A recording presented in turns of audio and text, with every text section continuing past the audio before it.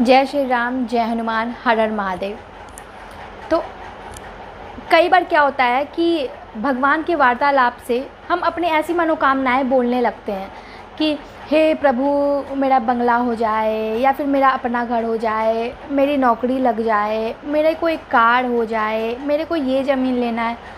ऐसा वार्तालाप भगवान और भक्त के बीच में अक्सर चलते रहता है। कई बार तो कई ऐसे भक्त हो जाते हैं जो कि भक्ति में बहुत ज़्यादा आगे निकल जाते हैं, तो जीवन के इस मोह को वो त्याग देते हैं, या फिर उनको लगता है कि जब भगवान देंगे तभी लेंगे, ऐसी चीज़ें मांगने की ज़रूरत ही नहीं है, वो खुद ही दे देंगे समय पर।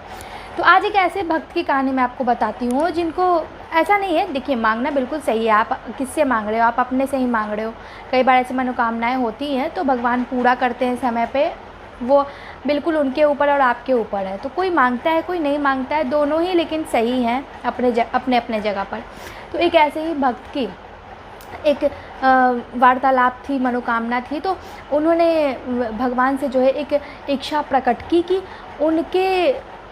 उनका एक ज़मीन लिया हुआ है और उन पे उनको घर बनाना है, लेकिन पैसों की काफ़ी दिक्कत चल रही है। उनको ऐसा लगता था कि ज़मीन तो मेरे पूर्वज मुझे दे के चल गए हैं, लेकिन अपना घर मैं कभी नहीं बना पाऊँगा क्योंकि कमाई इतनी नहीं है।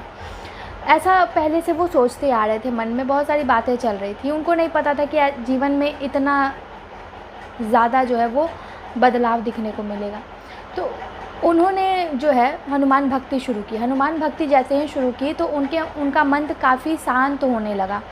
शांत ऐसा कि उनके मन में जो भी चीज़ें चलती थी, पहले आर्थिक स्थिति जब संकट पड़ती थी तो वो बहुत ज़्यादा उलझन में पड़ जाते थे। पैसों की थोड़ी सी कमी से वो बहुत ज़्यादा बौखला जाते थे, नहीं समझ में आती थी कि बातें किससे क्या कहूँ या फिर क्या करूँ, बिल्कुल बौखलाहट हो जाती थी। तो जैसे ही उन्होंने हनुमान भक्ति शुरू की, रोज़ाना हनुमान चालीसा पढ़ना शुरू किया, तो एक बहुत बड़ा परिवर्तन दिखा उनका कि उनमें शांति आ गई। उनके मन में जो भी चीज़ें चलती थी वो बिल्कुल शांत हो गया। उनके मन में एक इच्छा था कि बहुत दिनों से रेंट के मकान पर रह रहे हैं, तो एक अपना घर हो जाता तो काफ़ी अच्छा होता।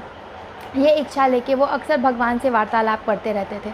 वहाँ हनुमान चालीसा पढ़ते हैं, बिल्कुल शाम को सुंदरकांड सुनाते हैं, दीप प्रज्वलित करते हैं, राम नाम का जाप करते हैं, फिर रात को सोने से पहले जो है वो राम नाम लिखा करते थे। तो ये 3 टाइम उनका जो है ये भक्ति चलते रहता था निरंतर। कई बार उतार चढ़ाव भी ज़िंदगी में आता, थोड़ा सा वो मतलब कि उनके मन में होता कि ऐसा क्यों हो रहा है, लेकिन फिर उनका मन समझ जाता कि कुछ ना कुछ ज़रूर बड़ा आने वाला होता था, तो छोटा के रूप में आ गया है। तो ऐसा उनका भक्ति चलते रहता था रोज़ाना। अगर कई बार क्या होता कि वो नहीं कर पाते घर के मंदिर में पूजा, तो वो रात को सोने से पहले राम नाम ज़रूर लिखा करते थे। तो ऐसे ही उन्होंने संकल्प लिया राम नाम जाप का, और उसके बाद उन्होंने ये बोला कि मुझे जो है एक घर हो जाता प्रभु। ऐसा नहीं है कि मैं ये बोलूँगा कि मुझे इस समय के अवधि के पहले मुझे घर हो जाए, ऐसा नहीं। मैं राम नाम का जाप अपने घर के लिए कर रहा हूँ, क्योंकि रेंट के मकान में रहना बहुत ज़्यादा तकलीफ़देह होती है। तो उन्होंने नाम जाप शुरू किया, रोज़ाना नाम जाप वो करते थे। लगभग उन्होंने अपना जो भी 1.25 लाख का जाप था उन्होंने समाप्त किया। उसके बाद उनका कहना ये है कि उनके जो भी उनकी कॉन्ट्रैक्ट का काम चलता था, एक ऐसा बड़ा कॉन्ट्रैक्ट उनको मिला जिससे कि उनको अच्छे अमाउंट में उनको पैसा उनके हाथ में आया, और उन्होंने घर में काम लगाना शुरू किया, और फर्स्ट फ्लोर जो है बिल्कुल अच्छे से बन के तैयार हो गया उसी पैसों से। और कुछ पैसा बचा तो उससे उन्होंने अपना घर का जो भी मरम्मत वगैरह था, अंदर जो भी काम था इंटीरियर डिज़ाइनिंग का, उन्होंने वो प्लास्टर वगैरह, टाइल्स वगैरह सब कुछ किया। और उसके बाद वो कहते हैं कि उन्होंने जो है रामनवमी के दिन ही पूजा अपने घर पे रखवाई। उसके बाद गृह प्रवेश किया, फिर वो घर में गए, प्रवेश किया उन्होंने। कॉन्ट्रैक्ट का काम उनको बहुत अच्छा मिलने लगा, जिससे कि उन्होंने एक नया गाड़ी भी ले लिया। तो इस तरीके से उनके जीवन में बहुत बड़ा परिवर्तन आया नाम जाप से और राम नाम लिखने से।